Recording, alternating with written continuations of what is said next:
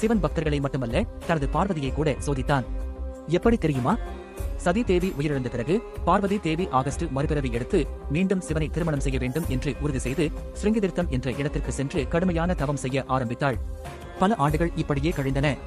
ஒரு நாள் பினாகினி நதிக்கரையில் ஒரு சிறுவன் ஆடிக்கொண்டிருந்தான். திடீரென ஒரு முதலை அவனை இழுத்துக் கொண்டு சென்றது. அந்த சிறுவன் பார்வதி தேவியின் பக்கம் பார்த்து, தயவு செய்து என்னை காப்பாற்றுங்கள், நான் ஒரு அனாதை என்று வேண்டிக் கொண்டான். உடனே பார்வதி தேவி அந்த முதலைக்கு போய் சிறுவனை விடுவிக்குமாறு கேட்டுக்கொண்டாள். ஆனால் முதலை, இந்த சிறுவன் இன்று எனக்கு கிடைத்த உணவு, இது இயற்கையின் நியதி, எனவே இவரை விடுவிக்க வேண்டும் என்றால் உன் தவத்தின் முழு பலனையும் எனக்கு அளிக்க வேண்டும் என்று கூறியது. ஒரு நொடியும் யோசிக்காமல் பார்வதி தேவி தனது முழு தவபலனையும் முதலைக்கு கொடுத்து சிறுவனை காப்பாற்றினாள்.